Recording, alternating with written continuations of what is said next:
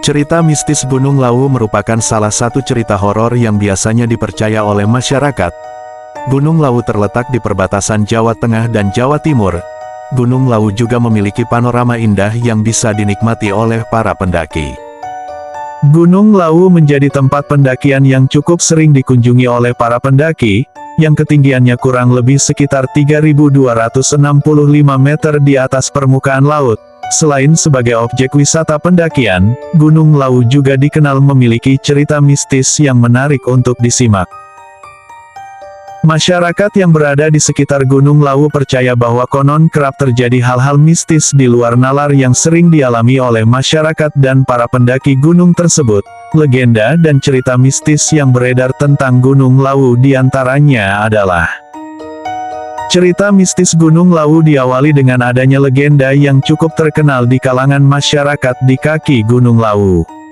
Selain memiliki pemandangan alam yang menakjubkan, masyarakat percaya bahwa Gunung Lawu merupakan sebuah kutukan dari Prabu Brawijaya kelima, raja terakhir Kerajaan Majapahit. Melansir dari berbagai sumber, Gunung Lawu memiliki 3 puncak yaitu Hargo Dalem, Hargo Dumiling dan Hargo Dumilah. Ketiga puncak ini diyakini oleh masyarakat sekitar, dijaga oleh 2 makhluk gaib yang bernama Dipa Menggala dan Wangsa Menggala. Dalam kisah yang diceritakan oleh masyarakat secara turun-temurun, ada cerita mistis Gunung Lawu mengenai kedua penjaga ini yang awalnya manusia biasa dan menemani Prabu Brawijaya kelima mengasingkan diri, kemudian diangkat menjadi penguasa dan patih yang membawahi semua makhluk gaib yang ada di Gunung Lawu. Setelah menjadi penguasa di Gunung Lawu, Dipa Menggala bergelar Sunan Gunung Lawu dan patihnya Wangsa Menggala bergelar Kiai Jalak. Ketiga puncak Gunung Lawu dianggap tempat yang sakral, terutama puncak Hargo Dalem yang merupakan tempat menghilangnya Prabu Brawijaya V. Selain memiliki legenda atau asal-usul yang luar biasa, Gunung Lawu memiliki cerita mistis yang membuat merinding dan banyak beredar di kalangan masyarakat dan para pendaki. Cerita mistis Gunung Lawu diantaranya yaitu: mistis yang pertama terdapat pasar setan. Selain Gunung Arjuno, Gunung Lawu juga memiliki pasar setan yang dipercayai keberadaannya oleh para pendaki dan masyarakat sekitar.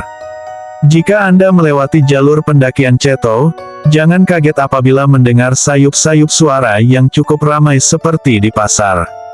Biasanya para pendaki Gunung Lawu akan mendapat nasihat dari juru kunci untuk tidak membeli atau menerima barang yang ditawarkan oleh orang-orang yang ditemui di lereng gunung. Sebab penjual tersebut bukanlah seorang manusia melainkan makhluk gaib penghuni pasar setan tersebut. Cerita mistis Gunung Lawu selanjutnya yaitu mengenai jumlah pendaki.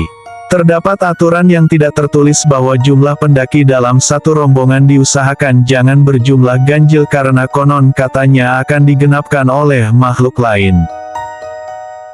Mitos Sendang Derajat. Di atas Gunung Lawu terdapat sumber mata air yang bernama Sendang Derajat. Masyarakat sekitar percaya bahwa siapapun yang meminum air di sana akan awet muda. Namun hal ini kembali pada niat, karena jika niat kita baik maka akan dipermudah, sebaliknya niat yang buruk maka akan ada rintangan. Mitos lainnya yaitu memiliki nyawa.